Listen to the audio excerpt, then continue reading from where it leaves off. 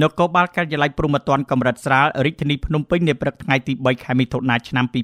2026បានធ្វើការបង្ហាញមុខជនសង្ស័យ4នាក់ពាក់ព័ន្ធករណីចាប់ជំរិតទារប្រាក់និងឃាតកម្មគិតទុកជាមុនដោយមានជនរងគ្រោះ2នាក់លោកវរៈស្នេហ៍ឯកមុំសវណ្ណនាយការិយាល័យព្រហ្មទណ្ឌកម្រិតស្រាលរាជធានីភ្នំពេញបានប្រាប់ឲ្យដឹងថាដោយអនុវត្តតាមបទបញ្ជាពីលោកឧត្តមស្នេហ៍ឯកជួននរិនអគ្គស្នងការរងនិងជាស្នងការនគរបាលរាជធានីភ្នំពេញនិងដឹកនាំដោយលោកឧត្តមស្នេហ៍ត្រីប៊ុនសិទ្ធចាស្នងការរងទទួលផែនការងារនគរបាលព្រហ្មទណ្ឌនិងបញ្ជាដោយផ្ទាល់ពីលោកឧត្តមស្នេហ៍តូលីប៊ុនអេងស្នងការរងទទួលការិយាល័យនគរបាលព្រហ្មទណ្ឌកម្រិតស្រាលកាលពីថ្ងៃទី1ខែមិថុនាឆ្នាំ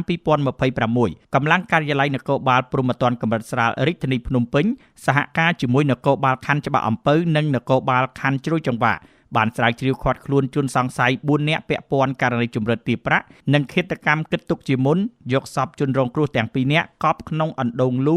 ដោយមានចាក់បេតុងពីលើនៅចំណុចផ្ទះគ្មានលេខផ្លូវបេតុងភូមិបាក់ខែងសង្កាត់ព្រែកលៀបខណ្ឌជ្រោយចង្វាររាជធានីភ្នំពេញលោកវរៈស្នេហ៍ឯកមុំសវណ្ណនាយការិយាល័យព្រហ្មទណ្ឌកម្រិតស្រាលរាជធានីភ្នំពេញបានបញ្ជាក់ឲ្យដឹងថាហេតុភ្ញាក់ផ្អើលបាត់ជនរងគ្រោះកើតឡើងនៅចំណុចផ្ទះសំណាក់លេខ 168D ផ្លូវបេតុងភូមិកោះក្របីសង្កាត់ព្រែកថ្មីខណ្ឌច្បារអំពៅរាជធានីភ្នំពេញកាលពីវេលាម៉ោង 23:30 នាទីយប់ថ្ងៃទី23ខែឧសភាឆ្នាំ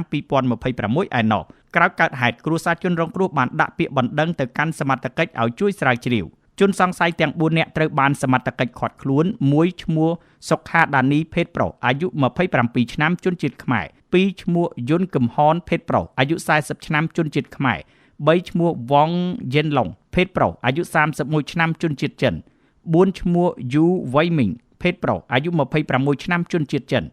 ចំណែកជនរងគ្រោះ2នាក់ទី1ឈ្មោះតាំងស៊ីម៉េងភេទប្រុសភេទទី3អាយុ35ឆ្នាំជនជាតិខ្មែរមុខរបរបុគ្គលិកក្រុមហ៊ុនមានទីលំនៅភូមិ6សង្កាត់អូរស័យទី2ខណ្ឌ7មករារាជធានីភ្នំពេញស្លាប់និងទី2ឈ្មោះអែមគឹមស្រុនភេទប្រុសភេទទី3អាយុ38ឆ្នាំជនជាតិខ្មែរមុខរបរបើកបររថយន្តតាក់ស៊ីមានទីលំនៅភូមិជ្រោយអំពិលសង្កាត់ក្បាលកោះខណ្ឌច្បារអំពៅរាជធានីភ្នំពេញស្លាប់វត្ថុតាងចាប់យកដំបងចំនួន1ពូថៅចំនួន1ខ្សែភ្លើង1ខ្សែនិងទូរស័ព្ទម៉ាក iPhone ចំនួន1គ្រឿងបច្ចុប្បន្នជនសង្ស័យជំនាញការិយាល័យស្រាលកំពុងកសាងសំណុំរឿងតាមនីតិវិធីនិងកំពុងស្រាវជ្រាវរកបកពួកសេះសល់បន្តទៀត